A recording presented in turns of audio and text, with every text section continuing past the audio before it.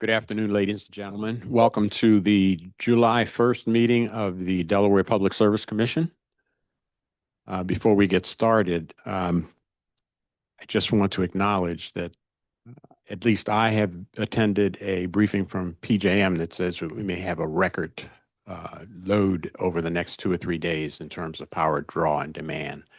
And so I hope everyone will be able to stay cool under the circumstances as we start this meeting. Thanks. So we'll go first on the agenda to reading of the meeting minutes. Any commissioner have changes, adjustments to the meeting minutes? Hearing none, may I have a motion to adopt the minutes? Moved.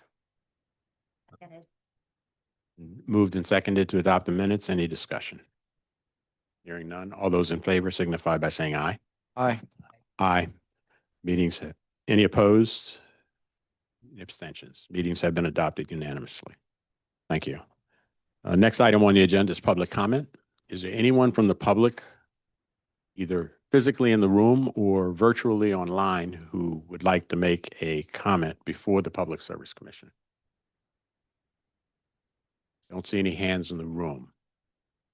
Are there any hands on the Zoom? Don't see any hands on the Zoom. So there's no public comment in today's session. Thank you.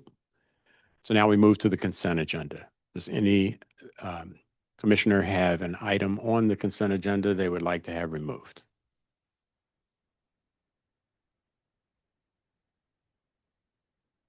I don't see any signals, so may I please then have a motion to adopt the consent agenda? I'll make a motion to adopt the consent agenda as posted. Can I get a second? Second. It's moved and seconded to adopt the consent agenda. Any discussion? No discussion. All those in favor, please signify by saying aye. Aye. Aye. Aye. Any opposed? Any abstentions? Consent agenda has been adopted as submitted. Thank you very much. Next item is on the regular agenda in the matter of the petition of the Public Service Commission staff, the Division of the Public Advocate regarding Senate Joint Resolution 3, PSC docket 260544. Ms. Shen?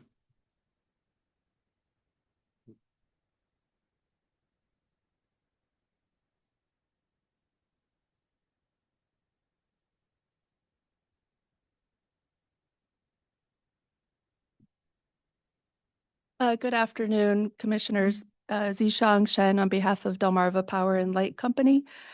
Before I begin, I do have copies of our presentation today. I didn't know if any commissioners or any members of staff or DPA would like a copy.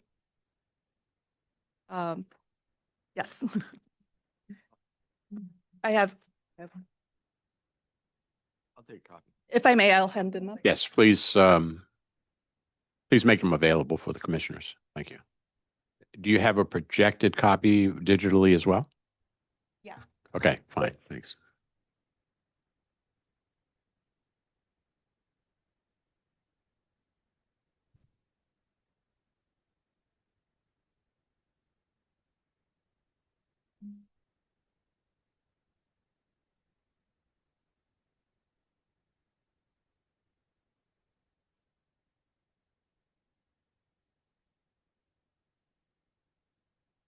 And thank you again. Again, Zishang Shen on behalf of Delmarva Power. I am also joined by my colleague, Jacob Sneeden, who's Director of Regulatory Initiatives for Delmarva. And today we are pleased to present to the Commission an overview of the battery storage pilot program that Delmarva Power and Energize Delaware have been working on and are preparing to launch in January 2027. Delmarva and Energize Delaware recently finalized the Memorandum of Understanding governing the terms of the $2 million grant that Energize Delaware is providing for the program. The memorandum was filed with the Commission in this docket. And I also have copies if any commissioners would like one. And we are excited about this initiative and believe the program will yield benefits to Delmarva customers and all Delawareans.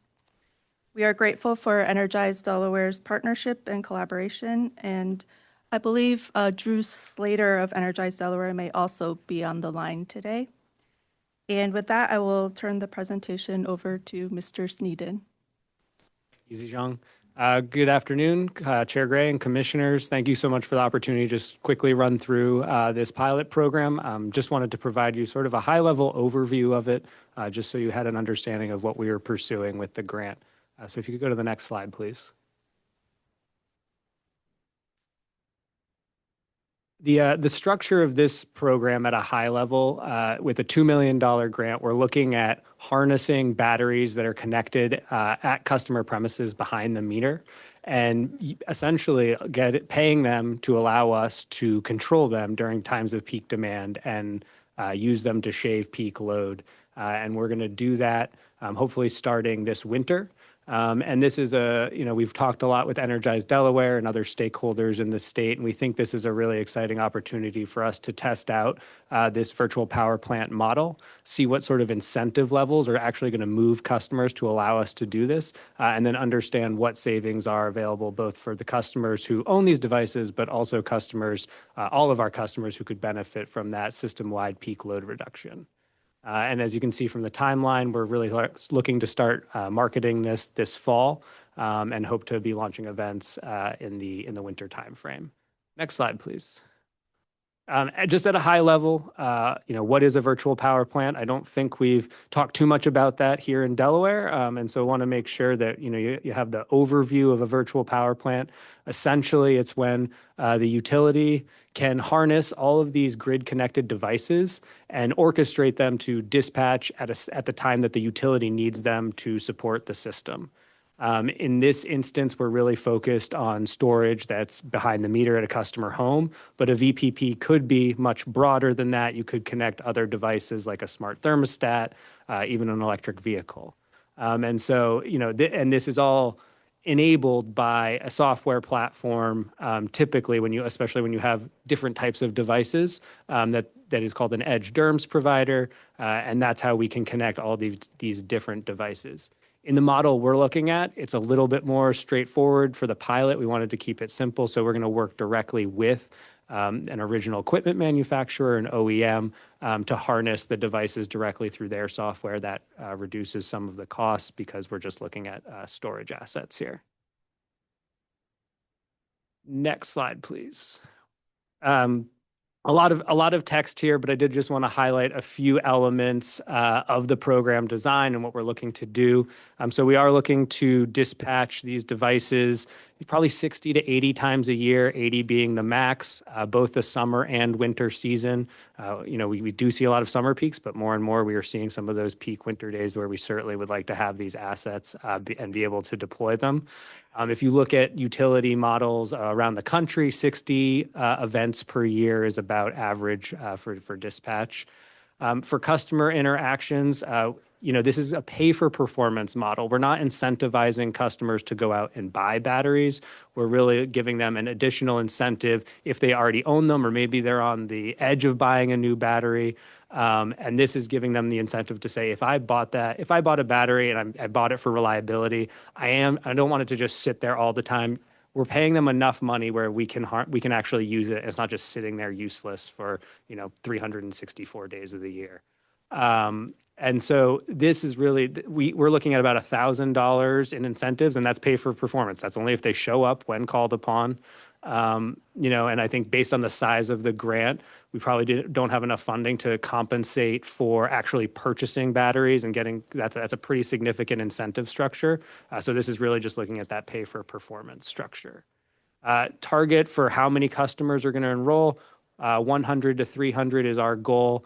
I think across Delmarva Power service area right now, you're looking at about 200 behind the meter storage assets out there, and we're looking to harness those and maybe get a few new additional ones. I think I covered everything on the right side of the slide already. One thing I did want to highlight, customers do want to, if they bought a battery for reliability, we want to make sure that we're not draining it to zero, and then they're upset at us and disenroll from the program. So, maintaining that 20% reserve margin, making sure that that we understand, what is that appropriate reserve margin? That's another thing we can test in this pilot and make sure we understand customer behavior. Next slide, please. Finally, just from a benefits and what do we get out of this and what do customers get out of this? We're going to really be able to understand dispatch schedules. We're going to be able to understand incentive levels, like I mentioned. We're also going to be able to look at what customer savings are generated from this, energy savings, and what are the system-wide benefits? Are we getting the load shed that we seek when we dispatch these devices? And those are all learnings that we hope we can engage with Energize Delaware and other stakeholders in the state as Delaware explores distribution storage programs in the future. And these will be used to inform those future programs. So I will close there. We think this is really exciting program. Really appreciate the partnership with Energize Delaware to bring it forward. And I'll stop there and open it up for questions. Thank you very much, Mr. Sneed. So any questions from the public advocate or from staff with respect to the approach Delmarva has presented? A couple questions, if that's okay. Yes, Mr. Tweedy. Thank you. That was really helpful and informative. Wanted to understand, so if you're targeting, say 100 to 300 batteries, what would be the total sort of megawatt, kilowatt hour, that you would hope to have as dispatchable? 1.5 megawatts to 4.5 megawatts on the higher side. And is that enough that you think you'll be able to start getting some reasonable data in terms of like how that is able to impact peak and how it could be scaled? Exactly. We think it's enough to get that data. But I would say, from a broader perspective, is it going to make a dent in the supply demand challenges we're facing now? No, it's a pilot, but we hope to, refine, and then we could bring forward something that could scale. And then on the compensation levels, so I think if I caught it quickly, it was like potentially up to about $1,000 a year, depending on how much they were called and what the performance of the battery was. Can you just add any sort of like details around what that would look like from a customer experience? Yeah, I think it's about $200 per kilowatt is what we are targeting. And that's definitely a big piece of what we want to test is what is that right incentive level. I think if you look nationwide, I want to say the average is around 250. So we're a little on the conservative side. And that's something that, baked into the MOU, we are going to adjust throughout if we're not getting the participation we want, or if we're overachieving, we know we can scale back. So that'll be something we adjust. And then that will be paid to the customers twice a year at the end of the summer season, end of the winter season. And that'll flow directly from through the OEM platform to them. And then the based on performance part, what does that mean? Just that they do actually respond when you call them? Exactly. So we'll do it at the end of the season. We'll review their performance through the season, and they'll be paid. Got it. Thank you. Any questions from staff? Staff has no questions unless, I believe Matt has a question. Hey, Matt. Thank you, Chair. I just wanted to thank the company for their efforts to get this done, per the petition from the public advocate and staff, and also Drew Slater for his efforts to pull this together. I know he was very busy in June, and so just appreciate everyone coming together. And from staff's perspective, we're just looking forward to evaluating the results of this and seeing if it makes sense. Thank you. And so I'm kind of blending this in with the MOU, and I'm assuming that with this presentation and this initiative, there are no remaining issues with the MOU? I don't believe so. I think we would anticipate having an order to close the docket, perhaps next meeting. Okay. I'll start with Delmarva. Any remaining issues from your perspective with the MOU? No, the MOU has been signed by both parties, and it was, we worked through it over the last month, so appreciate the commission's nudge on that. And we will, we're looking forward to implementing it. I think we've got a good partnership. Okay, great. Mr. Tweedy, you good with that? Yes. Staff as well, I assume, from Matt's comments? Yes. Okay, good. I'll yield now. Do any commissioners have questions with respect to the program as presented? Commissioner Iori. Thank you. I do appreciate Delmarva and the SEU working to put the MOU together by the deadline that the commission gave them. I just have a couple of questions, and one is to follow up on one of Mr. Tweedy's questions. You indicated how many megawatts or kilowatts you're expecting in total. How many are you expecting per customer, if you know? I mean, is there an expectation? I don't know. I guess the mental math of that would be, I guess, 4.5 megawatts divided by 300, Okay. whatever that is. I think, there could be some like small commercial customers too, who might have a slightly larger storage system, but mostly we expect these to be residential. Okay. And how many OEMs are you working with? We're going to be selecting one. The selection has not been made, but basically what we're going to do is look at what batteries are deployed on the system today, and who has the most, and then go out and just speak directly with them. And we've started those discussions.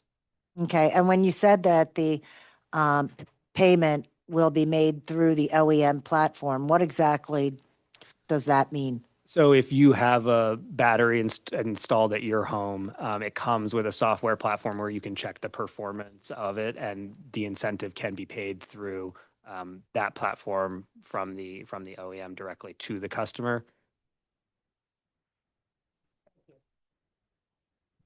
Any other commissioner? Yes, Commissioner DePrima. So I noticed that in the budget in the MOU, there's $400,000 in change for your administrative costs. Will that go into a base rate where you get a return on investment on that? No, under the resolution, we're not allowed to use ratepayer funds to pay for this program. Okay. And in your graphics, you're showing cars are a part of the program, but I don't think they're a part of this particular program. Is that correct? That's correct. The graphic for the virtual power plant is really at a high level of what a virtual power plant could be. Yeah. I know that, I believe you also did a pilot program on a vehicle to grid program using some of your own vehicles. I don't know if that was ordered by the commission or by anybody, or you just did it, but I'm curious of the result of that, and if that hasn't been or could be provided to the commission. And is there any thought on advancing that idea, which is also a virtual, another kind of virtual? Yeah. So the V2G pilot is at our NCRO facility in Newark, and we did that alongside alongside University of Delaware, and then with Exelon as well. I don't have the results today. I could certainly pass them along to you for that. I think what we've contemplated is the next step for vehicles would be smart charge management. So essentially being able to control when customers charge their EVs and incentivizing them to allow us to do that, and giving us direct control over that. And we've contemplated that in recent filings. It's something we would like to advance here, and we think it would be a good part of that. And then that would be phase one. Phase two, which we do see as maybe a little further out, is the full V2G, where we're not just managing the charging, but we're drawing from the battery. And we see that, but we see step one being the smart charge management being important first. And last quick question. So I noticed in the budget, it totals out about 1.4 million and change. So what's the plan? It's a $2 million grant. You got 600,000 left over. What are you thinking? So we left that as, we have, I think, flexibility in the MOU. A few things we've talked about with Energize Delaware. One, if it's going well, could we extend it out past the 2-year time frame and get an extra 6 months? Two, it gives us wiggle room to adjust the incentive budget if we're just not getting enrollment and we need to bump that up. That gives us flexibility to do that as well. Thank you. That's all my questions. Thank you, Commissioner. Commissioner Richard? Thank you, Mr. Chairman. And yeah, thank the company. And I want to applaud Energize Delaware and the company for bringing this to us and for the progress being made. I think as noted today and last time we talked about this, the potential for virtual power plants and to really kind of address in a meaningful way some of the challenges we're facing on the Delmarva Peninsula. So, I applaud, you very much and toward affordability, resource adequacy, and also just looking at advancing our clean energy objectives on the peninsula. So I hope we can continue to make meaningful progress. And also just wanted, if you're looking to some of the other, I guess, pilots that are going on around the country right now, because I think some important elements are also, when you look at this, at locations, not just, trying to get as many people signed up as possible, but where are the right locations? Is that an element to your program also at this stage, or is it just? It's not an element in this stage, but it's something we're really excited about, the locational value. So this pilot really, I think, is more focused on the system-wide value. If we had a more robust program, we would be interested in value stacking and in particular, probably offering more compensation for customers who are in constrained areas. And we're really excited about the prospect of being able to, if you can deploy these at scale on a feeder around a substation, that can defer distribution system investments. And, I think we're on the precipice of that in some jurisdictions. In Delaware, this is a good first step towards that, but we've contemplated locational programs in previous filings here. And I think we would be able to advance that in a more sort of comprehensive portfolio, because we'd want, in an ideal world, we'd have, an edge DERMS provider that could link both these storage assets, smart thermostats, other devices that we are getting control of on the grid. And that's where I think we're going to have enough saturation to get the value that you're talking about. Good. I'm glad to hear that you're contemplating that. And that, I think, is important that we accelerate in that area, because that's where the true value, I think you would agree, of your virtual power plants. And then also, as you're just looking at market design, I think it's been pointed out by the company, so many of the affordability issues and the challenges are somewhat outside of our control because it's PJM. So when you're looking at FERC Order 2222 and really how that would integrate these types of things into the wholesale markets. Is that something that also the learnings you're hoping to get out of this program, again, so you can, make sure we're getting that full value in PJM as a part of PJM, but also whatever tariffs that we would need to set, here at the commission as we're looking at behind the meter issues related to virtual power plants? Yeah, I think that's certainly part of it, especially on the tariff side. I think, the model here is slightly different with where we're not working through DERM system. And I think when we go to a FERC 2222 full implementation, the utility will have a DERM system in place to do more of that aggregation. But I certainly think your point is valid on the policy and the tariff piece, and starting to bring those lessons to bear so that we can be ready for full implementation of FERC 2222. Okay, well, good. Yeah, that again is something to get full value. We need to be looking there, because we are, that is one of the areas that's out of our control largely, but could be very much in our control in Delaware if we had these types of virtual power plants well integrated into the wholesale market. The last is you're talking about 100-300, which is great. One of the discussions around the country also here is just equity and not just creating energy elites. So as you're looking at some of the additional funding that maybe hasn't been applied, are you looking toward making sure that all Delawareans are having an opportunity to participate and, more importantly, benefiting from these types of programs, so that, again, this is an important first step, but we need to take that next step quickly to make sure that we're really addressing affordability, and particularly with our Delawareans who are really energy burdened right now. I think that's a fantastic point.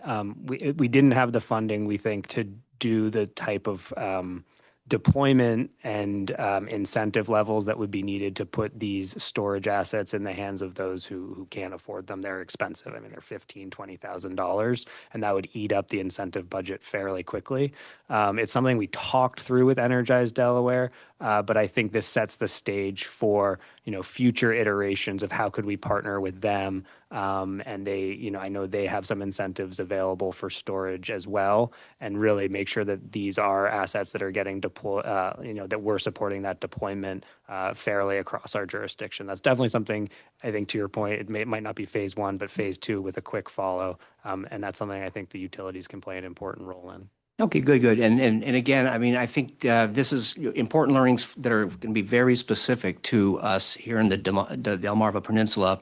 But there are programs that are advanced now that are addressing a lot of these issues. So I'd encourage you to look around the country. When I was thinking about energy affordability, I was thinking up in Colorado right now. Holy Cross has got a very innovative program where they're making sure that it's not just those living in Vail, but maybe Leadville also have that opportunity to be fully a part of these programs. And again, we don't just create energy elites in this case. So again, thank you. Applaud you for the program and thank you for your presentation today.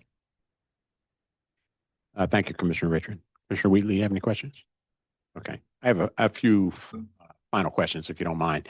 So does the virtual power plant require solar in order to generate the energy you want to store at the residential? It doesn't require it. That would, I think, it's certainly a benefit whenever there's storage deployed, and with solar, that I think it's more beneficial when they're deployed together, but it's not required. So these assets would charge directly from the grid at times of low demand and then discharge it at times of high demand. Okay. And so I really like the question about locational from Commissioner Richard. That was on my list as well. And so short of being locational with respect to congestion on the grid, is it reasonable to assume that you could at least find targets to deploy in all three counties as you do your prototyping? We have found targets through other programs that we've contemplated. And so what we would, if that's something that we iterate on here, what we would need to do is find the incentive level that actually motivates customers to buy and deploy in those areas. And that could be very different based on, the socioeconomic diversity of the state and, where those actually constrained locations are. I don't have them off the top of my head, so I don't know if they're in every different county, but that's certainly something we've contemplated of what incentive level motivates customers to not just participate, but actually to buy. Understood. And so one last question. So let's assume that you've got solar deployed. Have you thought about how compensation will be reconciled if the participant already qualifies for solar credits? We haven't contemplated that yet. That's something I would need to take back. Because I think in this case where the value really comes from the load shed at the property. So let me take that back and I can follow up with that answer. Okay, because that speaks to the concern Commissioner Richard mentioned in terms of creating energy elites, depending on how you actually administer and implement that part of the program. Okay, so thank you very much. I think it was a very interesting presentation. Everybody is excited. We hope you'll have much success. Unless there's other questions, we'll conclude this part, this item on our agenda. Thank you. Thank you for your time.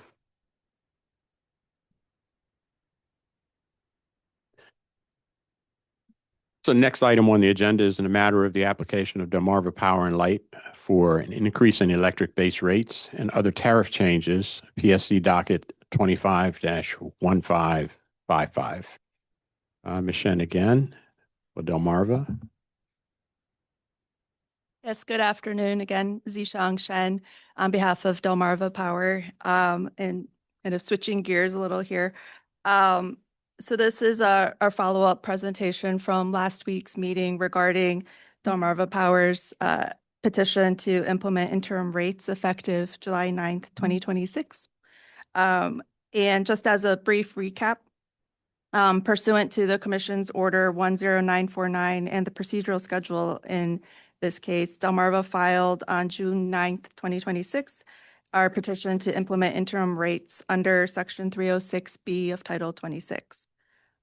As discussed during last week's meeting, Delmarva reduced its interim rate implementation from the full amount authorized under Section 306B in an effort to mitigate the impact on customer bills during the remainder of the period in which the interim rates will be in effect through the conclusion of this case.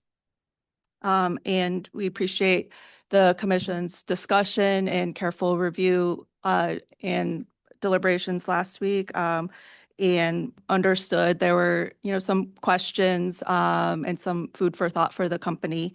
And so after further consideration and some additional discussions and stakeholder input, Delmarva is at this time adjusting its interim rate implementation to be 50% of the proposed rate effective July 9th, and then 75% effective December 9th, 2026, if there has not been a final order in this proceeding. And again, that's subject to refund with interest. And I think as far as the numbers, the original monthly residential bill impact was estimated with the mitigated request presented last week, would have been $3.39 or 2.13%. And with the further reduced, it would be approximately $2.52, or about 1.58% of an average residential bill using 826 kilowatt hours. And so, so to recap, Delmarva has changed its request to be 50% of the proposed rate of incremental revenues, and then at July 9th next week, and then 75% December 9th, if there has not been a final order in this case. And we would respectfully ask that the commission enter a proposed order based on 11037, which was presented last week and on the agenda, but modified to reflect the adjusted reductions. And I do want to note that just, as far as the interim rate statute, the concept of the interim rate kind of builds in a bridge in the timing between the company's investments and cost recovery for investments that are already in service, some for over a year or up to 2 years, that are in service for customers in fulfilling our obligations to provide safe, reliable, and resilient electric service. We think ultimately by customers are negatively impacted if there is a prolonged period during which the utility would need to absorb costs without implementing interim rates for a variety of reasons, in that, for example, when a plant goes into service, the company starts incurring expenses like carrying costs of financing, depreciation expenses, tax liabilities. Those are independent of actual rates that are in effect. And so those are expenses that the company has already started incurring. And so, so with the operation of Section 306B kind of bridges that timing gap so that to avoid further impacts on customer bills as a result of that prolonged period, where those costs translate to higher bills down the road. So again, we would ask that the commission enter an order that reflects the company's adjusted reductions to the interim rate for the remainder of the interim rate period effective July 9th. Thank you. Thank you, Ms. Shen. Appreciate it very much. I think Ms. Workman for staff. Yeah, Kate Workman on behalf of staff. Staff supports Delmarva's amended application of 50% July 9th and 75% December 9th.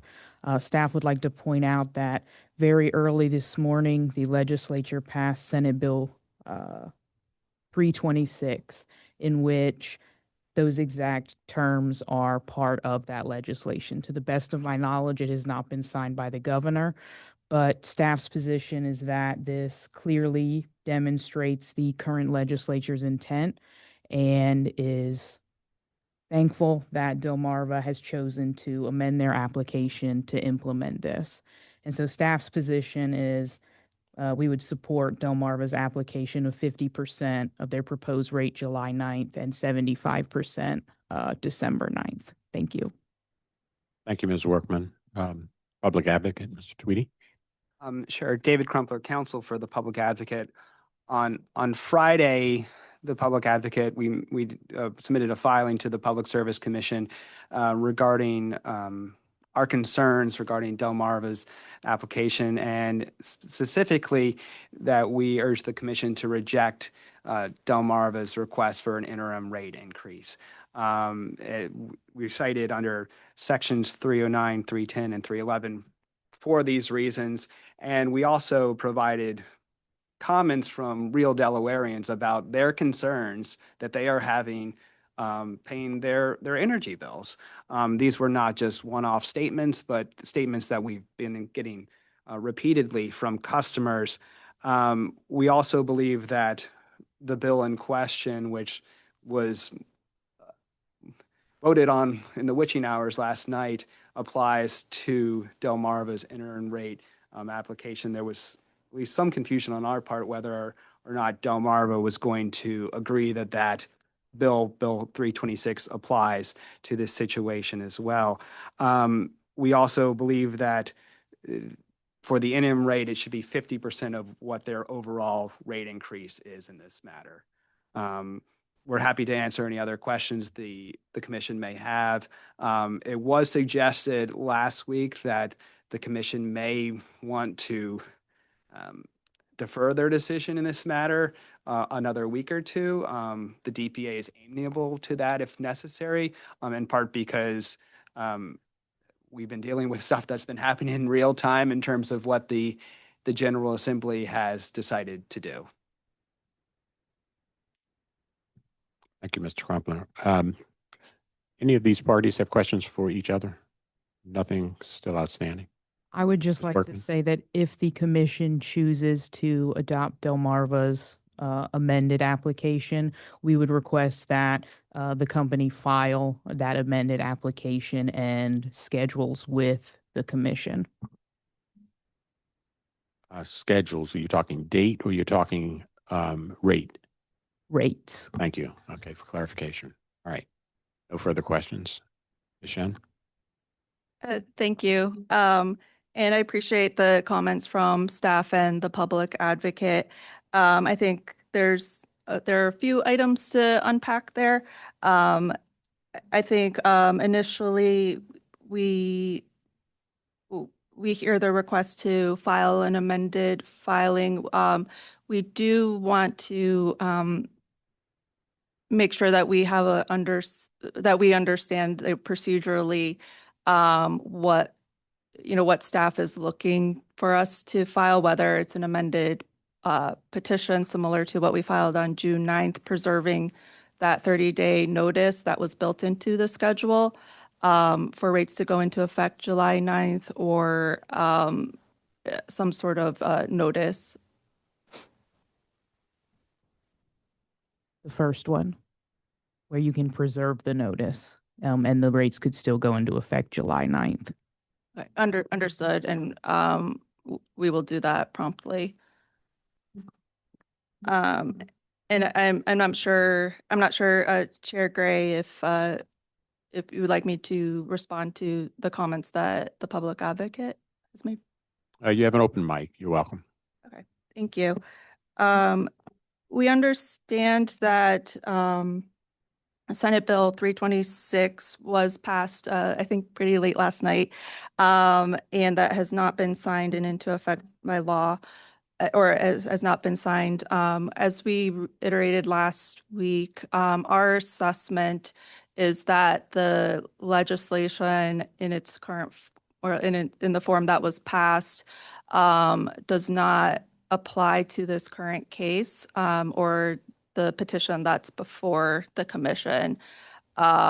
We understand that the parties might disagree, but that is Delmarva's position on that particular legislation. However, understanding taking full into account the commission's concerns and questions, as well as concerns about customer affordability. That is why we have proposed the amended reduction, which we will prepare a filing to reflect in short order for the initial 50% to go into effect July 9th, followed by 75% at December 9th if the case hasn't concluded. And Mr. Crumpler did reference the submission that the public advocate made.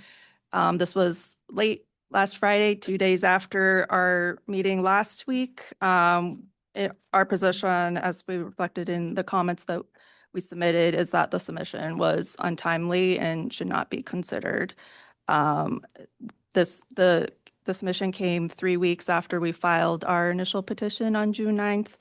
And although the public advocate, sort of framed it as a response to our presentation, as Mr. Crumpler confirmed just a few minutes ago, now the public advocate is taking an entirely different position and arguing that the commission should reject the interim rate petition in its entirety, which we do not believe has any grounds in Section 306. And that is under the existing statute or even under the statute as amended. Even if the amended statute applied, it does not provide the discretion to the commission to reject or deny or modify the utilities interim rate in a rate-based proceeding.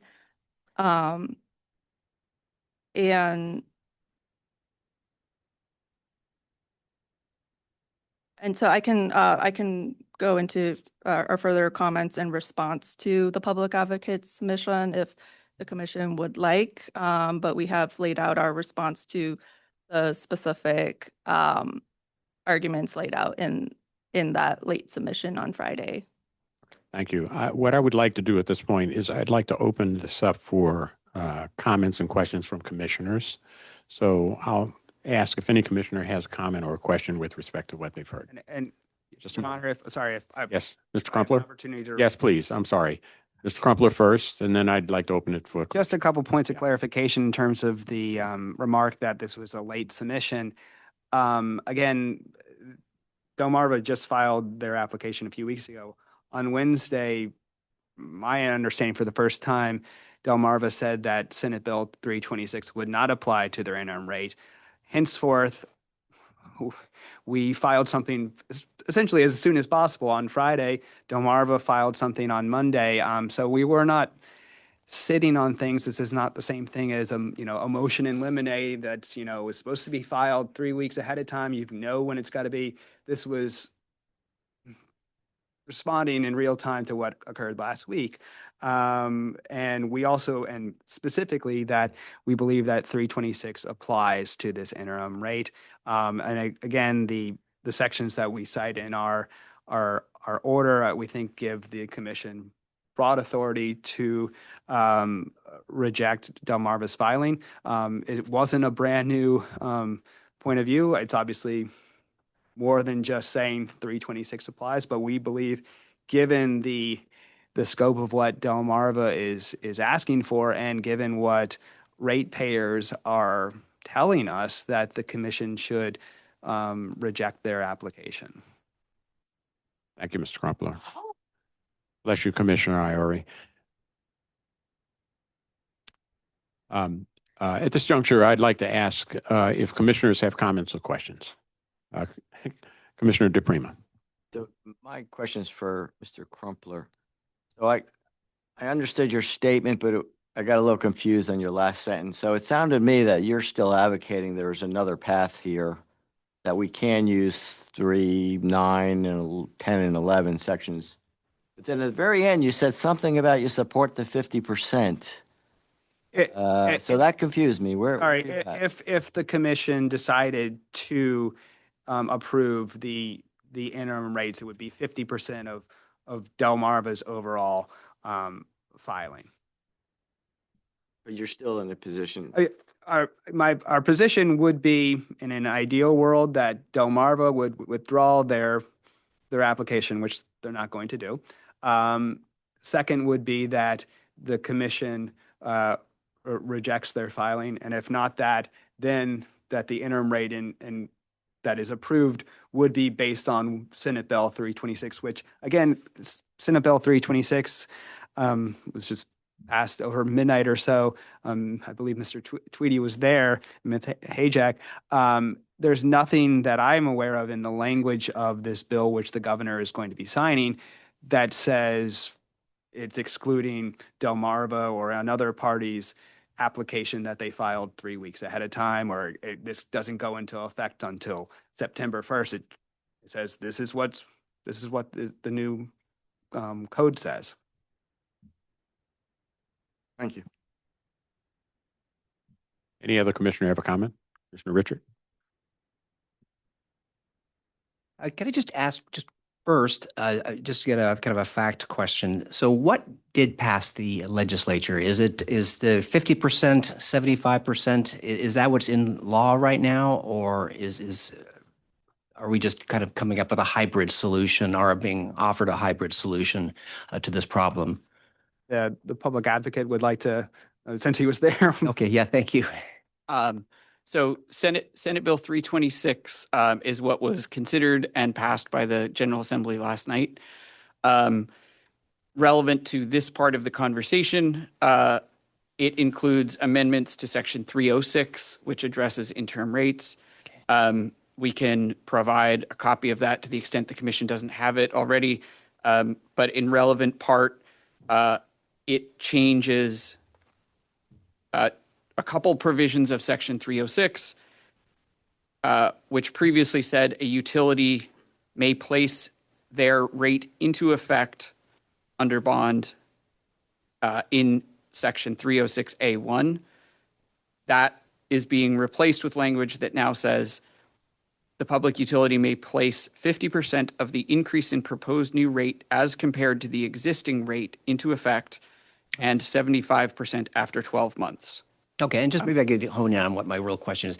Is what the company proposing, is that compliant with the law that was passed last night and potentially going to be signed by the governor? Would that be in compliance with that statute?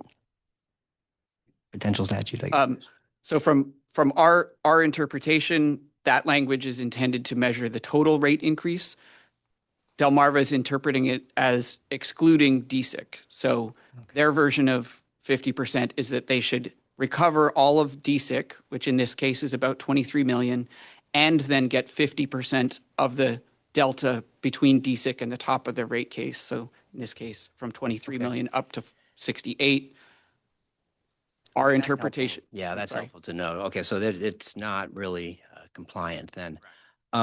Okay, so the filings we've received from the governor's office and from your office, there's a suggestion there is, and I think Commissioner DePrima also brought this up, a potential path forward.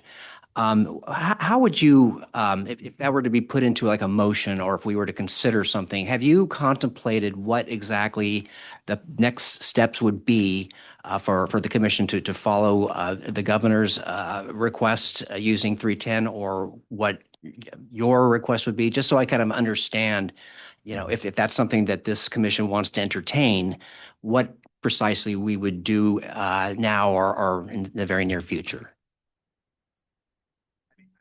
I think our position is that you would reject the interim rate filing. I can't say personally I've followed everything that the governor said, but I think the governor's got to. Not so much what he said, what he wrote, and hopefully everyone had a chance to see that. In terms of, sorry, Your Honor. What the proposal is to look at the under 26.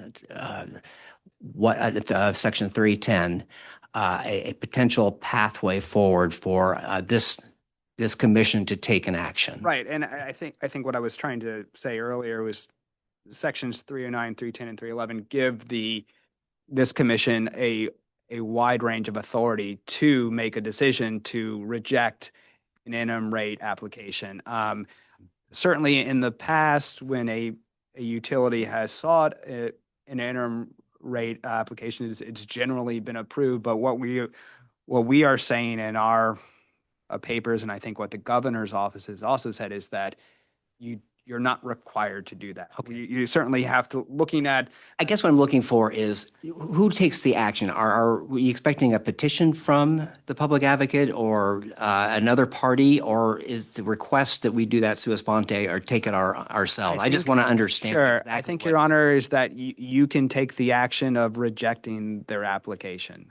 I don't think there necessarily needs to be a separate proposed order from the DPA or staff. I think it's, would that facilitate the process? I mean, at least have you contemplated that approach of actually bringing a petition to the commission, or is your expectation that we take that? we could certainly do that, Your Honor. I think, I'm not asking, I just wanted to find out. Sure, Be sure. careful here, I'm not, I don't know specifically. I think we Okay. would be open to that. I think, again, the timeline, what we've been dealing with has been very quick. And since why we had this filing, done on Friday in response to what happened, what we believed what happened on Wednesday. And then obviously Delmarva filed a quick response. So, yeah. okay, yeah, we get into all the filings, but I find them compelling, but I just am looking for some type of, what would the next step be so we could actually, I guess, begin to ask the questions. We do the job that Title 26, directs us to do, and have that proceeding to, again, if we were going to do fact finding and again, try to find out if there's an unjust and unreasonable interim rate that's being considered.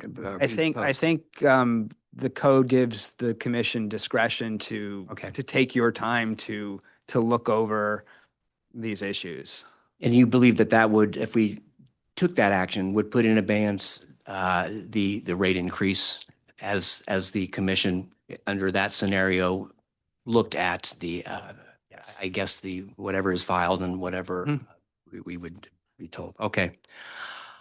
All right. I think that's all I had for that. Just for the company, appreciate that. I guess there was some thinking, and you saw there's some, obviously is on the minds of the governor and all our legislatures. A big bill passed. This step you're taking, if you looked at a lot of if you listened, and I hope you actually had a chance to read some of the news accounts and the letters that were forwarded to the commission, there's a lot of pain out there. There's a lot of concern by your customers. And I know you kind of give a nod to it in your filing, and you say you're open to do something, but have you thought of maybe just taking this a step further? Part of the problem right now is this is happening right after we're about to have a huge heat wave. And so it's particularly cruel, I think, for people to not only wonder, how are they going to survive this and stay comfortable, but then also think about that electric bill that's about to come. So have you considered maybe just listening to the public council and maybe you can delay this till after the heating season? I think that is probably be the responsive thing to do, at least in what I've heard from the legislature and from the governor and from, again, what your customers are saying, again, to specifically not put us in this position where, okay, are we going to have to, look through all the possible loopholes in the statute, but instead just hopefully have a company that is open to doing the right thing and making sure that Delawareans are not going to be put in harm's way in the next, several months as we are facing, unprecedented weather extremes here on the Delmarva Peninsula. I mean, is that something that the company are you aware of the pain your customers are going through? And again, the demands that are coming from our leaders in the state? Thank you, Commissioner Richard. I appreciate the questions. And yes, the company takes very seriously the comments and letters and that have been provided from leadership across the state, from our partners, and especially from our customers.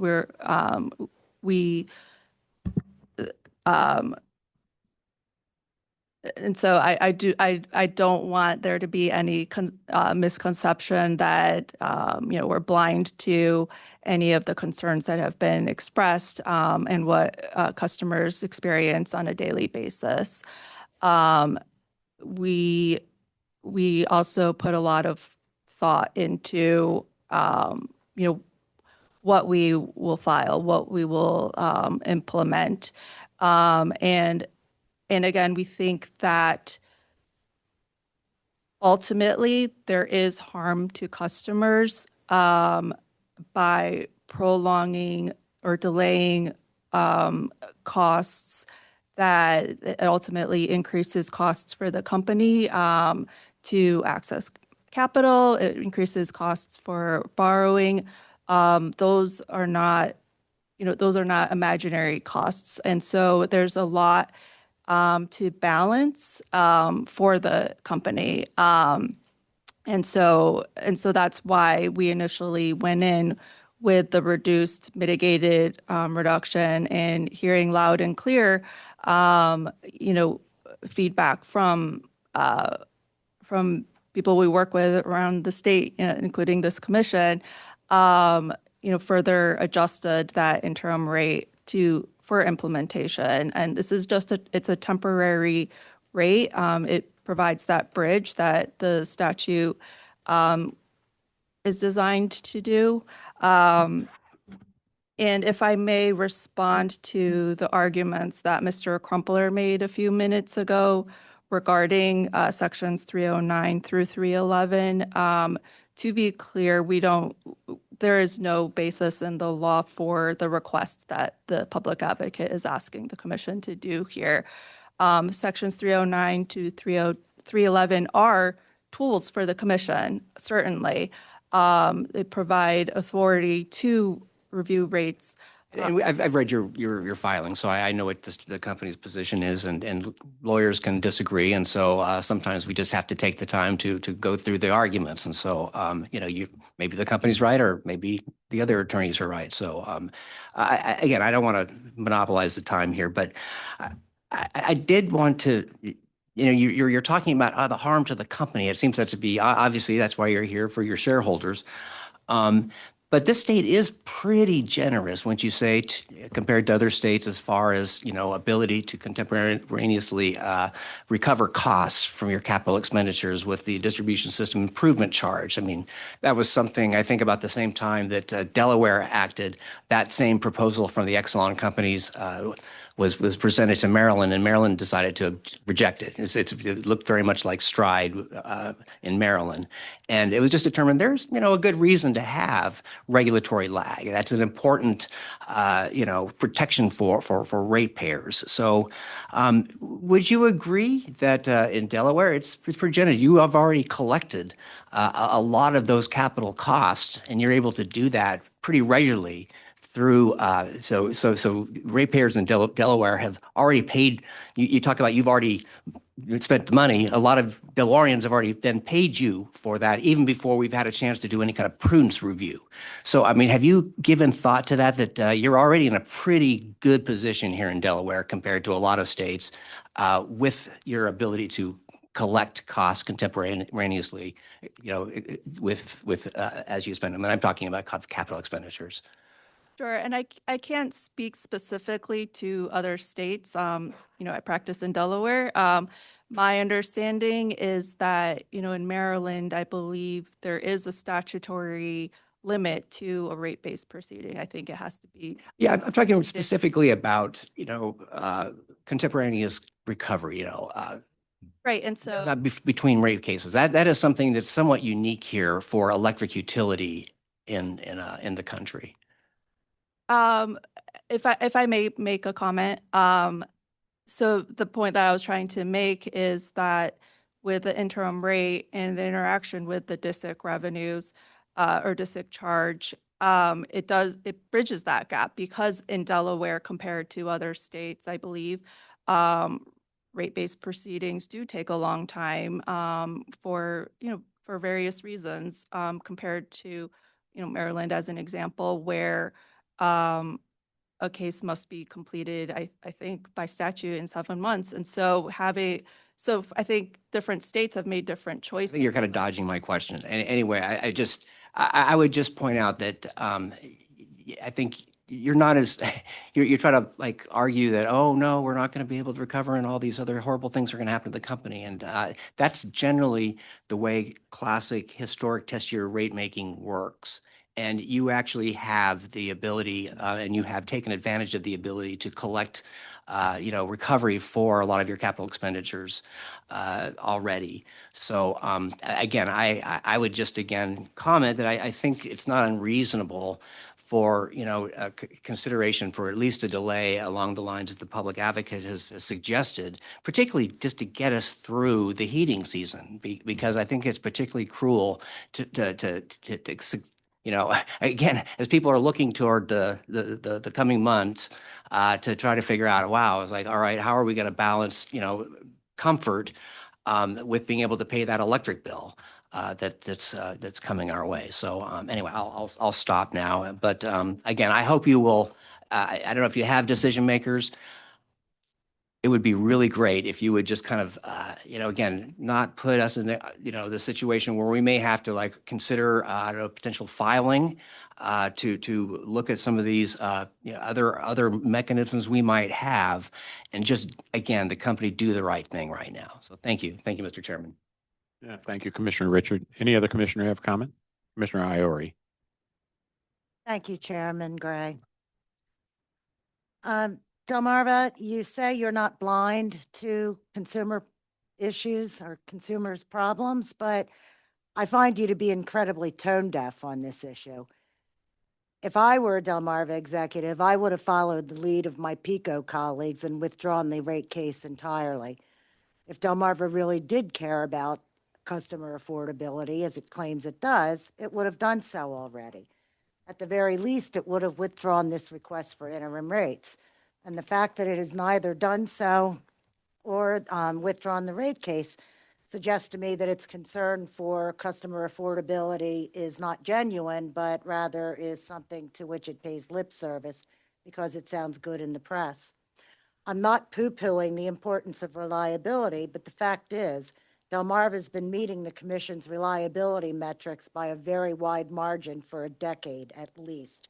And I've been here long enough to know that Delmarva was exceeding Commission metrics for reliability by a wide margin even before Exelon merger. And it's been continuing to collect DSIC while this case has been pending. And if it didn't file this request for interim rates, it would continue to do so as long as interim rates were not placed into effect.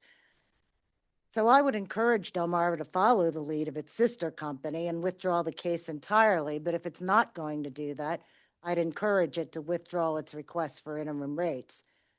There's no legal requirement that you ask to implement interim rates. The statute merely says that you may put such a rate into effect. You had control over when you filed this rate case, and you had to know that the 7-month period would expire in the middle of the summer. And you also knew that the rate increase was coming on top of a huge increase in supply rates. I know you don't have any control over it, but it's irrelevant because ratepayers still have to pay those supply rates. And it comes at a most inopportune time. So I don't believe, and I'm just going to hit this quickly and then move off it, but I don't believe that you've been prejudiced by the timing of the DPA's submission.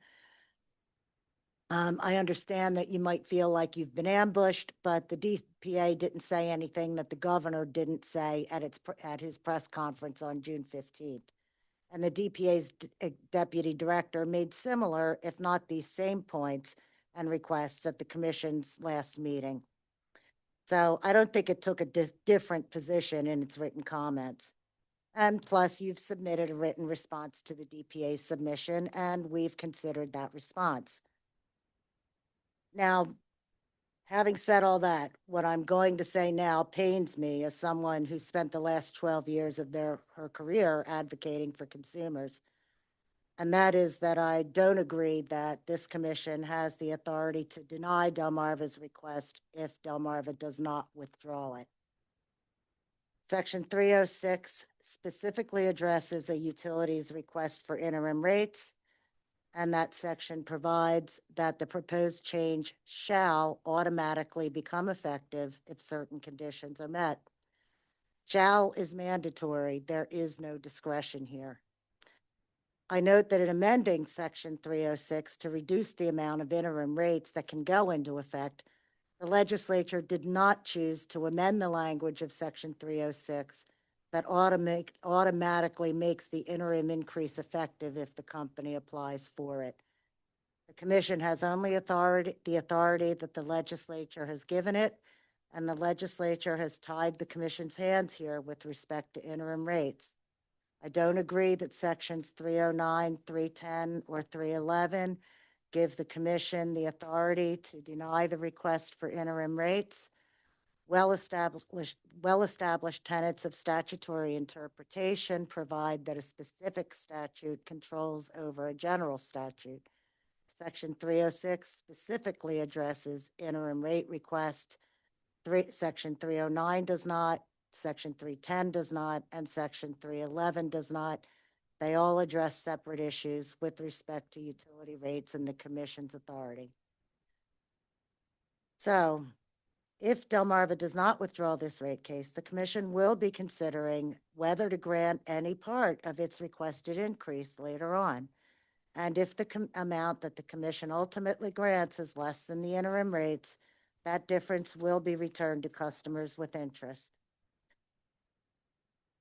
So I absolutely hate reaching this conclusion, and I suspect a lot of people are going to be unhappy with me. But I don't see that we have the discretion to deny Delmarva's request for interim rates.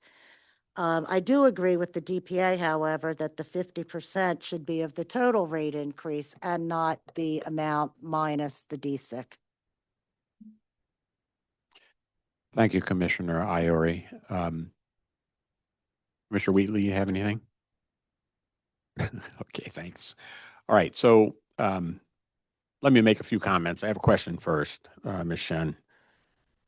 I'd like to know what the 50% amount is, because on the 24th, the entire amount quoted was a range estimate of 45 million. And in the order, the amount is in the order 11037, the amount is 51.8 million.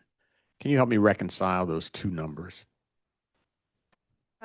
Certainly, Chair Gray, and I think you're speaking to the original order 11037. I see in the order 11037 an amount of 51.8 million, but I recall and have in my notes that the total amount in our discussions on June 24 was 45 million. So I'm looking to reconcile those two numbers. Which is the total number? So the total of our original mitigated ask would have been 51.8 million. That is the total revenue requirement. However, the incremental aspect of it in the original mitigated request would have been approximately 28.6. So that's the non-DSIC portion. That's the only, and so with the adjusted implementation, I think the 45 million, I think that you're speaking to, that would have been if the company had elected to implement the entire revenue requirement based on the 9 and 3 update. I think that might be the figure that Your Honor might be referring to. I'm still confused. So if it was 45 million on 624 as total, and it's reflected as 51.8 now, what's the difference between those two numbers? No, the 45 would have been the entire revenue requirement as of 624, and that's inclusive, or that's without DSIC revenues. And so the original request presented would have been 28.6 incremental, not including DISIC, and then with DISIC 51.8. However, our new 50% ask, our 50% implementation would be incremental revenue requirement of 22.7.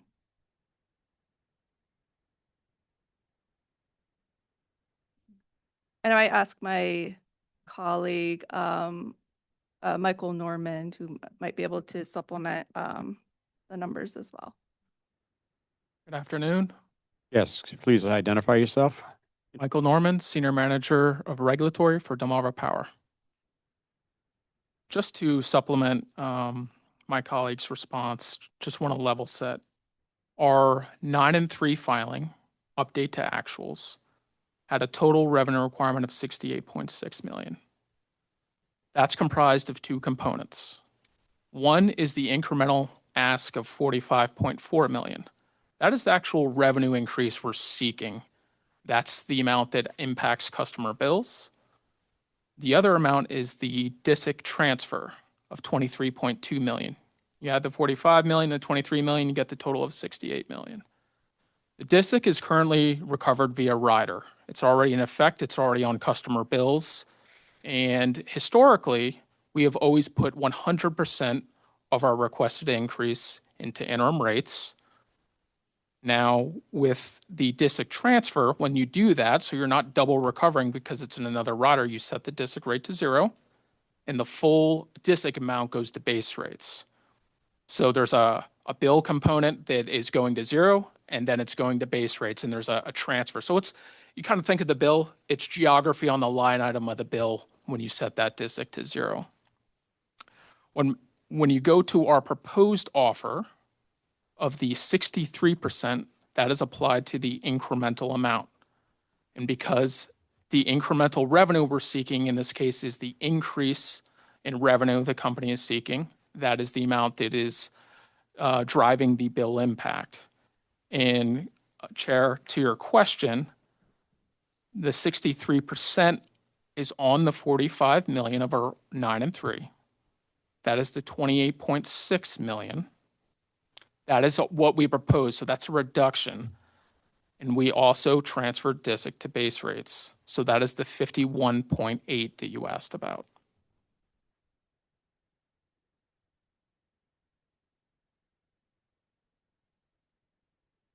So we're applying the 63% to our incremental ask in the case because that is the amount that is being sought for an increase in revenue in the current proceeding. Whereas the DISIC is just a transfer from the rider to base rates.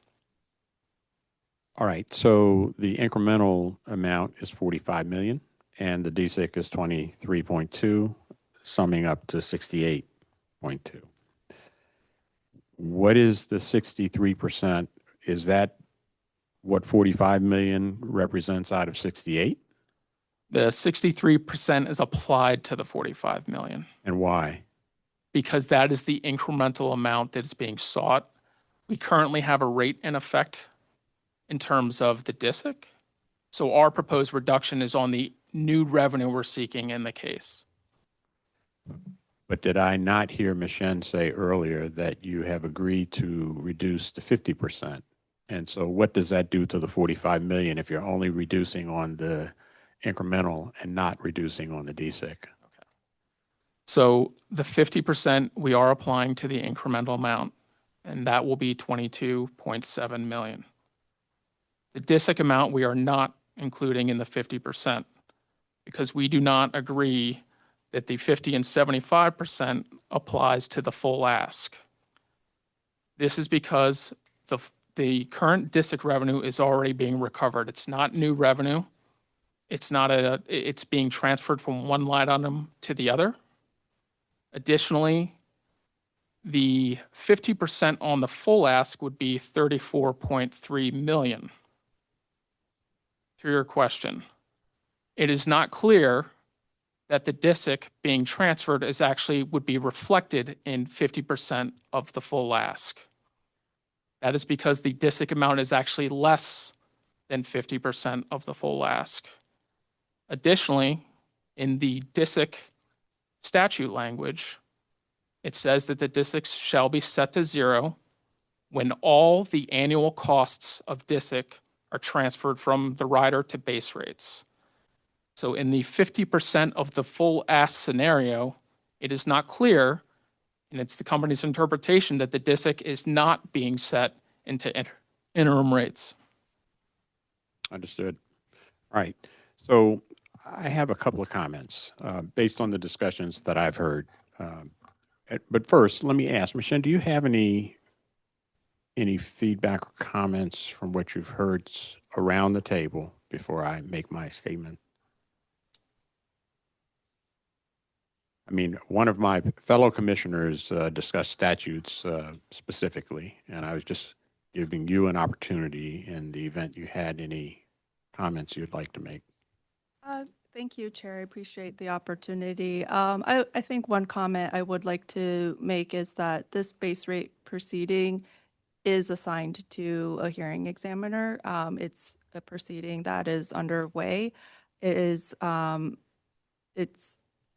being conducted by the hearing examiner, who will hear evidence to determine, make findings and recommendations as to just and reasonableness of Delmarva's base rate proposal. I do urge the commission not to lose sight of that, and that as the commission is aware, this would be the first case where we will be under the prudence review under legislation that had been enacted last year, and so we're in the middle of the base rate case, and the interim rate is statutory as kind of part of understanding of the timing of the base rate proceeding, which will be heard by the hearing examiner assigned to the case.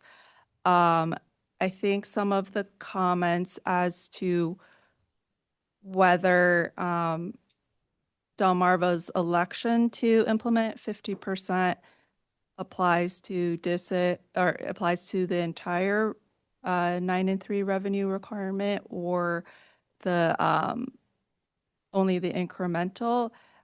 I do want to emphasize that I think that discussion may assume that the legislation that was passed applies to this petition, which again, our assessment is that it does not, and it has not been actually enacted into statute.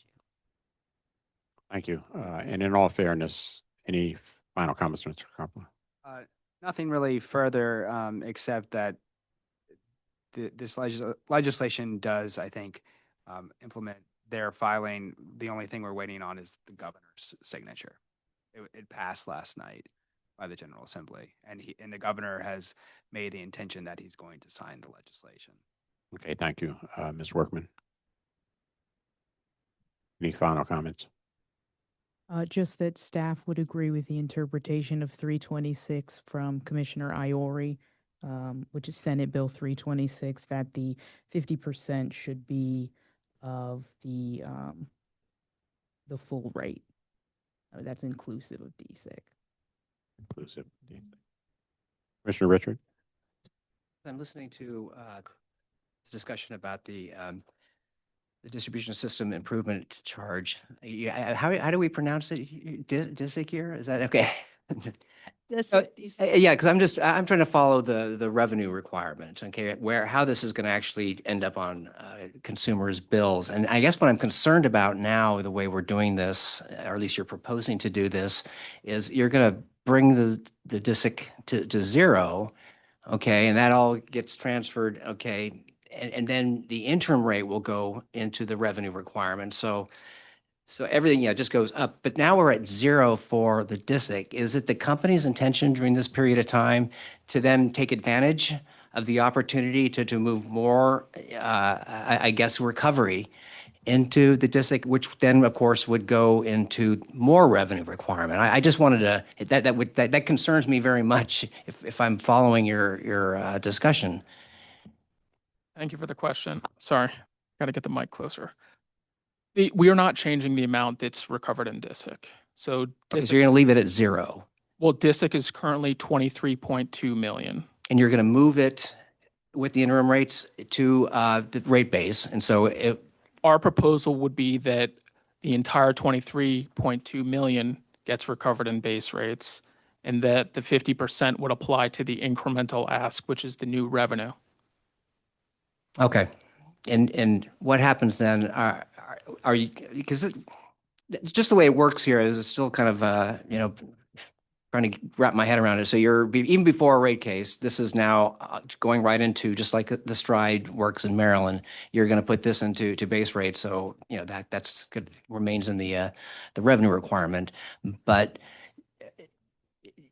I just want to be clear. Are you going to then take advantage of the DISIC statute to move more of your capital expenditures? So even before the rate case, the rates will continue to even go up higher with as far as the revenue requirement, taking advantage of the DISIC. Okay. I think I understand your question. So you are correct, and I think you made a statement first, so I want to clarify. Our proposal is to move the full 23.2 million into base rates. It would be 50% of the incremental ask would also be in interim rates. At the same time, that DISIC rate would go to zero. So I wanted to clarify that point, because I believe you made that comment. Currently, our test period goes through June of 2026. So any of the rate-based investments that are within our test period would only be recovered within our test period. Our next DISIC filing wouldn't be until later in the year and would not be effect until January 1st, 2027. But that's before the rate case is litigated. So there's potentially Delaware is about to get even another increase in rates, even before the rate case is litigated. That's, I think. Our test period ends, so we Okay. do not go beyond our test period. You don't have to do that. The company could just be aware that, there's a lot of revenue increases that are coming our way. And now that will be in the middle of winter. So now we've got the problem of the heat of summer, and now in the middle of winter, a potential new rate increase coming to Delaware. So that's troubling to me. But anyway, thank you, Mr. Chairman. So Commissioner Iori, and then I want to try and do a wrap on this, okay? Thank you, Commissioner Gray. I'm just trying to figure out the number that you're asking us to approve, the total number. So let me throw it out there and see if I'm right. I think what I heard is that the 23.2 million of DSIC will go into base rates. Add on top of that 22.7, which is 50% of the incremental. And so the total for that is 45.9. And that's the amount of interim rate increase that you're requesting. Correct. Okay, thank you. All right, you're welcome. So this is obviously a very passionate issue, and it is definitely recognized that, affordability is a major challenge for many of our ratepayers. And that's not lost on the commission. It's not lost on me. I can say in the June 24th meeting, we talked about Senate Bill 326, and there's been some discussion here today about whether or not it applies legally and so on. In my view, that discussion, for the most part, has been related to the spirit of the law and not necessarily to the letter of the law. And on that basis, my interest was to have the company recognize that the public's interest was flowing in a given direction. And I made the request to reduce to 50% because that seemed to be what the statute coming out of the legislature was going to require. And so I understand the debate now in front of us with respect to whether DSIC is either in or outside of that 50%, but by statute, I think we're entangled because DSIC is allowed for the utility to take advantage of in Delaware. So I'm not sure that we can step over that boundary and resolve that issue today. There's been lots of anecdotal input about interim rates, but no meaningful record from my perspective of testimony, evidence, cross-examinations, or quantifiable facts before this commission to make informed decisions about the rate case today, other than what we have to work with in front of us. And so I find the arguments from Commissioner Iori to be persuasive, and I've sat on the commission long enough to understand that the company shall be allowed to employ interim rates. And from my perspective, I think the company has come back with a request made last week and made an offer to reduce those interim rates again. I can understand that the public is going to be unhappy. The company may be unhappy because they're not getting the rate that they initially had applied for. The public advocate is probably unhappy. The governor is going to be unhappy. This commission is probably not thrilled at the fact that we have to untangle this. The only people that might be happy at the table are staff because it may get them back to regular order in terms of the rate case itself. But I can't say that for them. I'm only making an assumption. So in my perspective, and from what I've heard in the past, settlement agreements are desired and preferred. And if I look around the table and find out that everybody is unhappy and nobody got everything that they wanted, then I think that the outcome is probably pretty close to the best we're going to be able to do. So having made those statements, I am prepared to accept a motion from a commissioner with respect to our path forward on this matter. Question? Yes, Commissioner. We had an executive session scheduled, allowed to do it. Would encourage us to go into executive. Does any commissioner want to make a motion to go into executive session, and for what purpose? That was going to be my question. What's the purpose of going into executive session? Well, last time we went into executive session, it was for discuss legal strategy. So I'll make a motion to go into executive session to discuss legal strategy. I'll second that. Motion has been made to go into executive session to discuss legal strategy on this matter.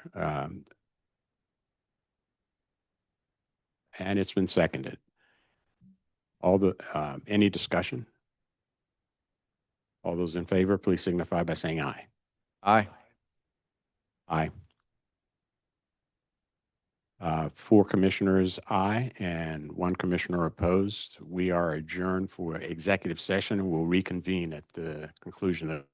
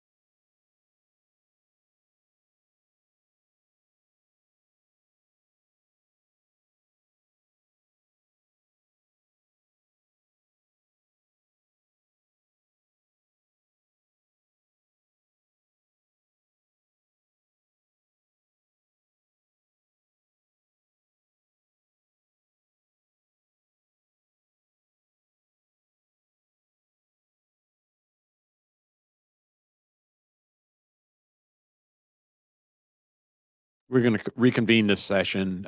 We've taken pause for an executive session to seek some legal advice with respect to the path forward. And it is my view that my fellow commissioners have some statements that they perhaps would like to make now that we're back in public session. And then what we'll try and do is see whether we can wrap up this matter this afternoon. Commissioner Richard, do you have anything to offer?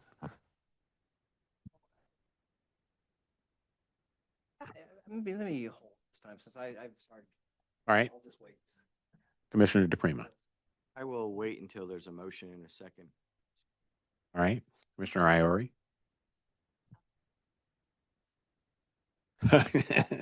Commissioner Wheatley. Yes, no? No, okay, very good. So we've discussed and we've listened to the arguments and the appeals around the table. And I think before we adjourned, I made the point that, you know, we've in the last session talked to the utility about reducing some of the interim rate that had been applied for under the spirit of the law, and not necessarily the letter of the law, even though that's been debated here today on SB 326. And at least in my mind, there seemed to be some compromise in terms of the utility coming back and reducing at least a portion of that interim rate down to 50%, even though there's still some open questions about the DSIC. And as I mentioned, I'm sure that we're entwined in yet another statute, which we're not going to resolve here today. But what I'd like to do is ask if I could, well, let me make this statement as well. Again, I was persuaded by the testimony or the statements from Commissioner Iori with respect to the statutes in terms of the utility shall be allowed to raise their rates after certain criteria are met. And so I would ask if I could get a motion from someone on the panel to move forward in terms of the interim rate that's been requested from the utility. Well, since I did the most talking, I'll make that motion. I move that the commission approve the requested interim rate request of Delmarva limited to 50% of the total rate increase requested, not the incremental, the total rate increase requested. Pursuant to section 306B, which provides that upon termination of the 7 months as set forth in paragraph A1 of this section, the proposed rate change shall automatically become effective if certain conditions have been met. Our previous commission did not require Delmarva to post a bond, but instead has recognized that Delmarva is good for the refund should one be necessary. Based on section 306B, again, my motion is that Delmarva's application to put into effect 50% of its total rate increase should be approved. Thank you, Commissioner Iori. Do I have a second?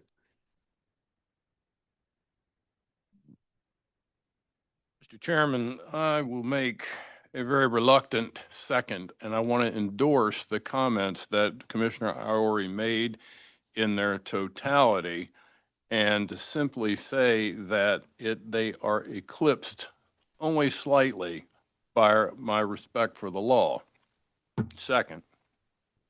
Thank you, Commissioner Wheatley. It's been moved and seconded that the interim rate increase be approved at 50% of the total. And at this point, I'll open it for discussion.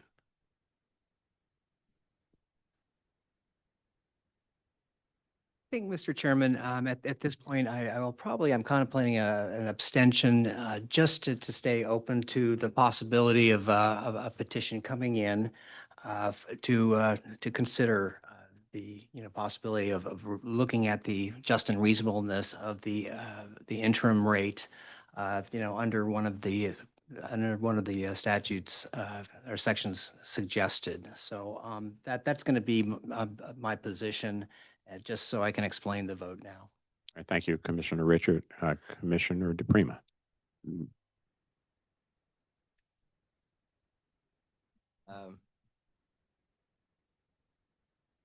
Give me pause. I'd like to just share my reasoning and rationale here to get it on the record. I believe Section 310 and 311 do apply.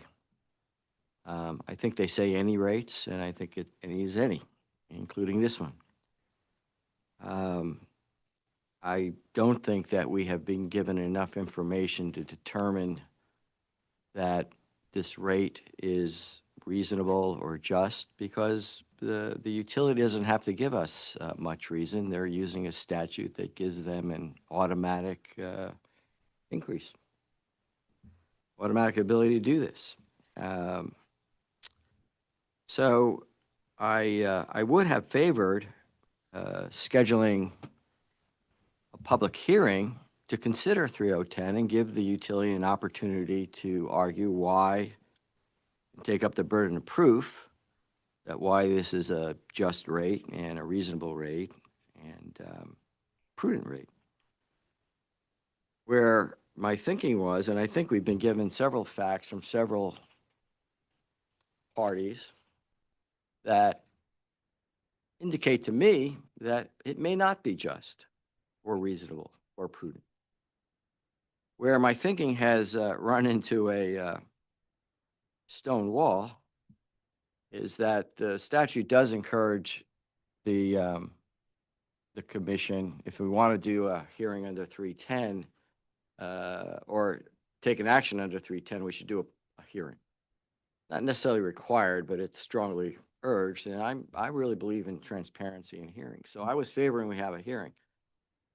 And I thought 7 days was plenty. So my plan was to hear this 7 days from now and give the opportunity to talk and let us decide whether 310 is relevant and 311 are relevant or not or applicable. Unfortunately, the stone wall I ran into is learning that under the Administrative Procedures Act, anything involving a rate needs a 20-day notice, 20 days. And given that this case is already in front of it's going through the process for the permanent rates, having to then probably approve this interim rate, but then rehear it again 20 days from now, makes that whole hearing process for the permanent rates extremely difficult, confusing, doing rates, undoing rates. And so there's an argument there that, well, I think we can. I think this body has the authority to take an interim rate. I wish we knew it 2 months ago. I wish we were having this discussion so that we can get our work done before July 9th, but we can't. And as you can imagine, it's distressing to me. But I think that the advocate and the governor gave us plenty of reason to believe that these were not just and prudent rates. So with that, I will also find myself having to reluctantly support this because I believe the statute says they shall go in effect. Thank you. Thank you, Commissioner DePrima. Commissioner Iori, any comments? No further comments. Commissioner Wheatley? Okay. Chair Gray, I have a point of clarification Yes. about the motion. Does this motion include the 75% by December 9th that was also requested by the company? I'm going to yield that question to Commissioner Iori. I had not included that in my motion, but since that is what Section 326 provides, I think I'm kind of stuck with it. So, yes. Can I make one more comment? Commissioner DePrima. I'm going to vote on this, but I want to make it very clear that I feel like Michael's position seems good. So I'm going to vote on it, but I'm open to a petition if somebody can figure out a way that we can go back and revisit 310. Okay, so I think we've had all parties having an opportunity to weigh in on the matter. We spent 2 hearing dates on the matter. We've kind of monitored the legislative intent. We certainly heard from the governor. The ratepayers, again, they're stressed. And I think that message has been very painfully and clearly communicated to all parties in the room. So we have a motion, it's been seconded, and so I'm now going to ask for a vote on the motion. Commissioner Richard. I think I'll stick with abstain at this point, again, for the reason I think we did hear other legal opinions that suggest that there might be a path forward under 310. But again, without having the opportunity to have a hearing or proceeding, I have enough information at this point to support this motion. So, Okay. Commissioner DePrima. Yes. Thank you. Commissioner Wheatley. Yes. Commissioner Iori. And I'm going to vote aye as well. So the matter has passed 4-1. For any, no objections. Any objections? Okay, 4 in favor and 1 abstention. Okay. You're great. If I may, just a process question. Yes. Are we expecting Secretary Beanick to prepare an order today to memorialize that? Or I know Commissioner DePrima had talked about a meeting next Wednesday, which we can notice today, if you'd rather consider this again then. Well, I think that the commission has pretty clearly indicated that the interim rate goes into effect. I think that the legal counsel for the staff has asked for schedules from the utility. And I'm not sure that Delmarva has gotten what you asked or came in agreeing with, because the motion that came out was 50% of the total to include, I believe, the DSIC. Am I right? Okay. Process questions should go to legal in terms of the order should be issued today, or? My preference would be that you give us until the next meeting. My understanding is that the commission's order on the record is sufficient to put the rates into effect. And we will prepare a written order for the next time we see each other. Matt, does that help? Yes, thank you. Okay, good. I want to thank, Ms. Shen, do you have a comment? I'm sorry, I apologize. I do want to ask for, or I do want to comment, or I'm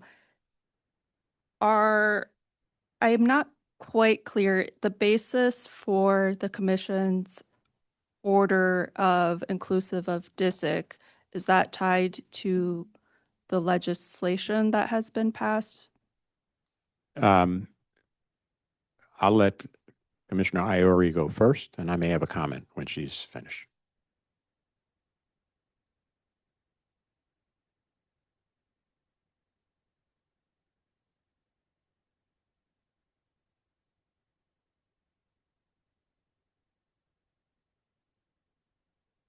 I haven't seen section 326 in its past form. I only saw it in its proposed form. I don't think it specifically addressed that question.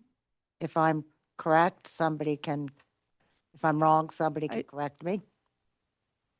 That's how we read the legislation as Well, that's how you read it. But what is it about the legislation? Because I didn't see any change in section 306 other than changing the percentages. Right. May I intervene, please, before you respond? So I I cannot clarify specifically what 326 is saying, but I will reiterate again that at least my motive and interest in the last meeting and in this meeting is based on the spirit of the law and not the letter of the law. And so in terms of the spirit of the law and the public interest moving in the direction of 326, the request was for the utility to come back and make an offer to reduce the interim rate. Now, it became apparent to me in that conversation that there was some confusion as to whether or not DSIC was in or out of that 50%. And that's why I said that we're entwined in statutes, which we're not going to resolve today. But the motion came out from this panel. It was voted on and it was approved that it's 50% of both. And so for now, that is how I expect the order to come down from the commission. Thank you. Thank you, Chair Gray, and thank you, Commissioner Iori. I ask the question because the company's implementation of today of the 50% is of the incremental, not inclusive of DSIC. I understand that's your position, but that wasn't my motion. Commissioner, please allow her to finish. Certainly. And that's because under our petition, under operation of 306, the DSIC revenues are addressed in the petition because of the operation of section 315B9.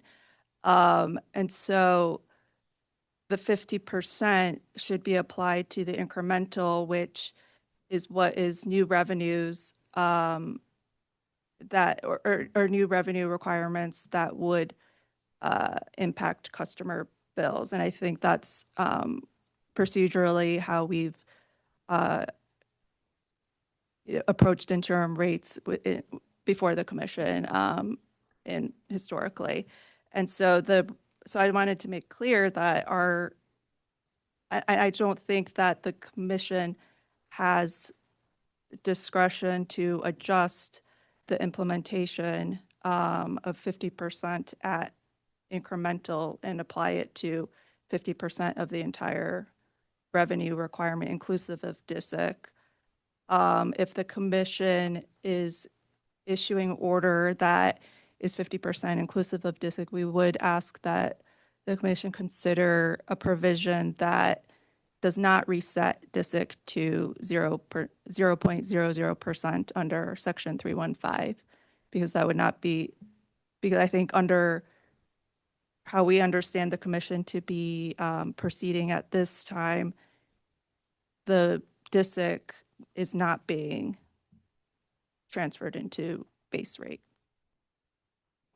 And so does that mean you have a percentage other than 0 that you would implement DSIC once the interim rates take effect? And should that be captured in the documentation?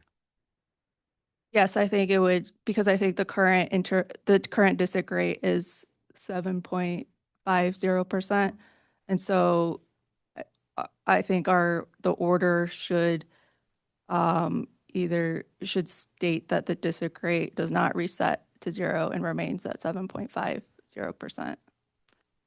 Well, the public advocate seems to have a different opinion on that question.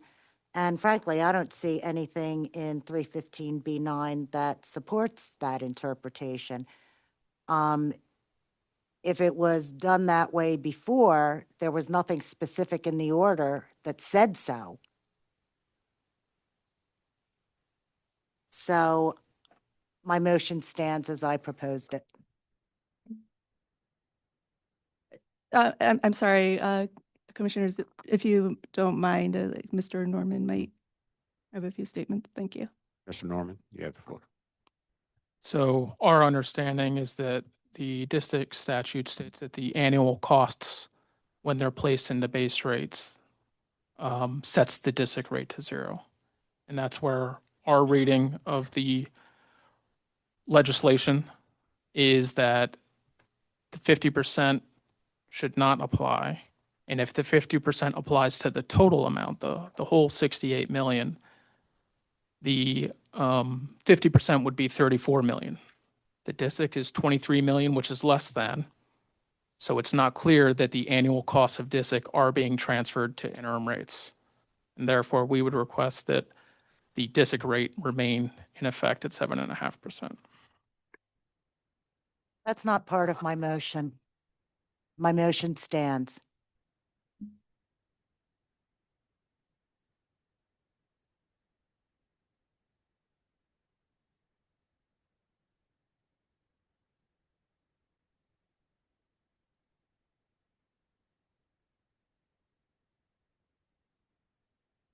Ms. Workman, do you have any thoughts, comments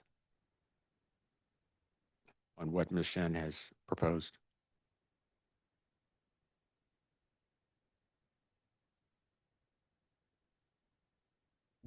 Reading the statute right now, if you would give me a minute. Just a clarification, I thought there was a motion, the commission had already decided on Commissioner Iorti's motion. I'm a little confused about what's going on here.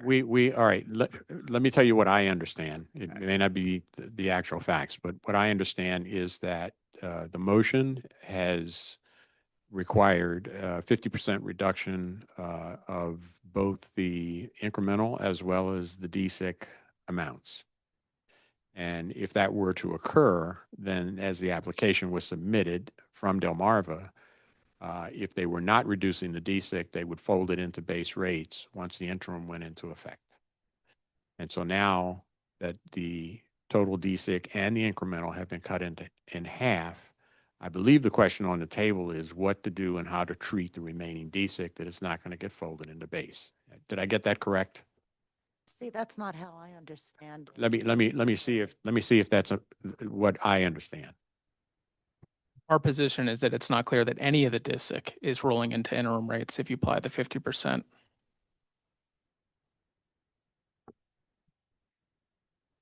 The DISIC is 23.7%. Interim rates are 34.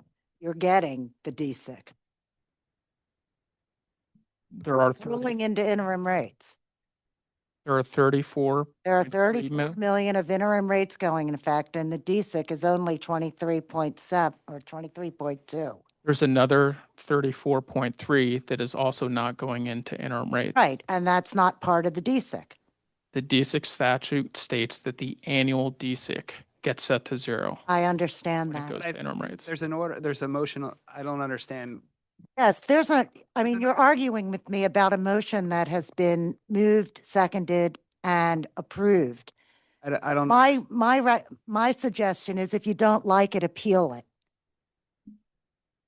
Respectfully, Commissioner, we were trying to get clarification on the motion and we understood Chair Gray to be asking commissioners to make statements and proceeding with Commissioner's motion. And Well, let me certainly we will. clarify. There's been a motion, it's already passed. And so if it has consequential effects, which I believe you've expressed, I'm simply trying to get clarification from staff's legal counsel on their best understanding of the problem statement. And then we can start contemplating solution options if those are consequences from the order that has been approved. Is that clear? Okay.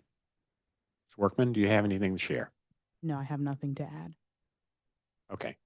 So my question would be, since we've already approved an order and you've recognized consequences as a result, is there a way outside of this session today you can bring those issues back to us if they need to be fixed and resolved? Thank you, Chair. I think proceeding at the beginning of this meeting, staff had asked us for an amended petition and accompanying schedules, which we're still prepared to provide.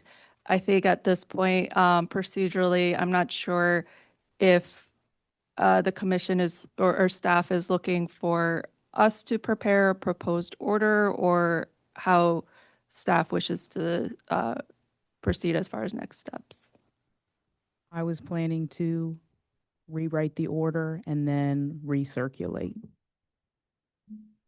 Right, and the matter of the consequential effects on the DSIC, I assume will come back to the commission if it's something that needs to be presented to us for resolution. Am I right?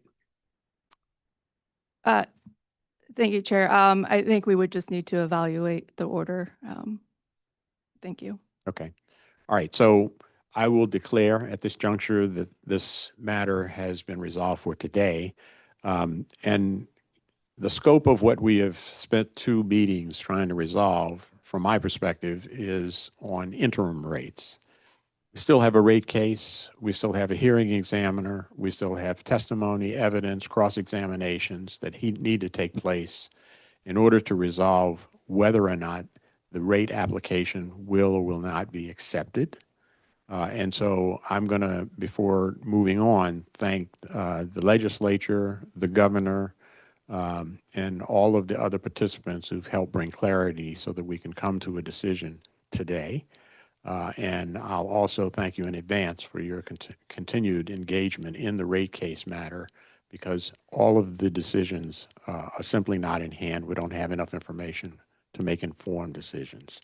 And the last thing I'll say is, it's going to be 110 degrees or feel even warmer, I'd like to get the leadership of the local utility out of the room so they can keep the lights on and the air blowing. Thank you so much. Thank you, Chair. City of Dover Electric. But City of Dover Electric's not in the room. I want the executives who are in the room, out of the room. All right, so the next item I think on the agenda are the director's comments. Mr. Hardigan. Thank you, Chair Gray. So again, not to prolong this issue, but I just wanted to clarify, is the commission expecting to meet next Wednesday to approve the order, or are we pushing this to the 15th? To approve the order, If I may, the please. order has been approved. It is the signing of the order, so getting a formal written order. The order is approved and it will be in effect July 9th. We're just going to work on the wording of it, and that will be okay to sign at the next meeting On the 15th. on the 15th. But the date of the order is today. Thank you. But to answer your question, no meeting next Wednesday. Appreciate that. Not with the Public Service Commission. All right, Mr. Hardigan. Thank you. Just 2 items. I did mention we were going to do a brief legislative recap. Mr. Tweedy, Ms. Hayjack, and I were at the hall until about 3 a.m. today, so long day. But I did throw together a few slides just to highlight what has happened in this session, which and yesterday concluded the 2-year session. So January we'll start a new session. So Kendall, if we can go to the next slide. I just wanted to start with what happened last year. There were 3 consequential bills. The first being Senate Bill 59, which changed the basis of cost recovery from the business judgment rule to the prudence standard. Senate Bill 60, which limited some expenses that utilities can recover in rate cases, such as lobbying, charitable contributions, some advertising expenses. So for example, if the commission were in the future to approve a battery project that we discussed today, advertising related to that would be okay, but just general PR for the utilities would not be. And then Senate Bill 61 was a PJM transparency bill, which modeled after Maryland legislation, which requires both the public advocate and Delmarva to file a report showing how they voted in various PJM committees. The public advocate is a member of PJM through their membership in the Consumer Advocates of Public PJM states, if I have that right, CAPS. But the commission is not a member. So that all passed in 2025. Moving forward to this year, we've just discussed in great detail the interim rate provision in Senate Bill 326, but the bill also has other customer protections. It requires regular management audits. It codifies the use of average rate basis versus year-end rate base in rate case proceedings. It creates a transparency table that the utilities have to provide to their customers to try to make it easier for customers to understand rates. The interim rate provision, which we've just discussed. It builds on Senate Bill 60 from last year in terms of what utilities are prohibited from recovering. Specifically in rate case proceedings, utilities cannot spend more than both staff and the DPA spend in the proceeding after a case is filed. It does require the commission to provide rationale for their decisions in their orders, which, to be frank, we've been inconsistent about in years past. And finally, it does limit Delmarva's non-mandatory capital spending, 70 million for the next 2 years, and that after that, it's indexed based on the rate base. This was an issue that both staff and the DPA have brought to the commission in terms of the ISR acknowledgement process. And, not to relitigate that issue, but we feel that the company is overspending in that specific category. So this caps how much they can spend. Next slide, please. The other major consequential bill that happened this year, there were two regarding new large loads, and this is really targeting data centers. So House Bill 233 creates an electric service agreement approval process for the commission. It dictates the commission evaluate how these new large loads will impact the system reliability throughout the state. It insulates other rate classes like residential, small commercial from being impacted by the costs associated with these new large loads. It dictates, I believe, 9 provisions on which the commission must evaluate the ESA. It establishes curtailment protocols. There was a lot of discussion about the electric utility not disconnecting residential service while a data center continues to run, and provides financial security that the data center would have to provide to, again, try to insulate existing customers from absorbing costs should the data center either not show up or not be as large as initially projected, and DPL builds a system that is not required. And finally, it increases the amounts that those large users contribute to the Low Income Fund and Green Energy Fund.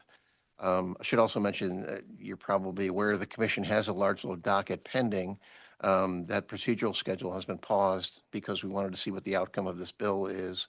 And I expect the hearing examiner may, at this point now, move forward, perhaps direct Delmarva to file a revised tariff, proposed tariff that meets the requirements of 233, and then possibly make a recommendation to the commission.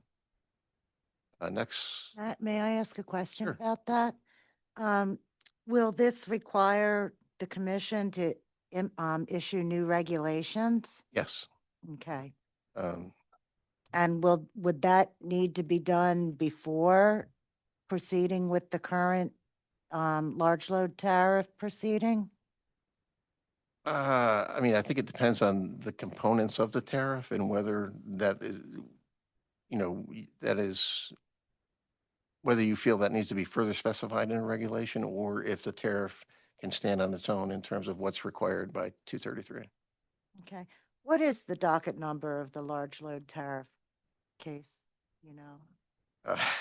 I don't off the top of my head. Memory quiz. Yeah, no, I mean, It's 25-0826.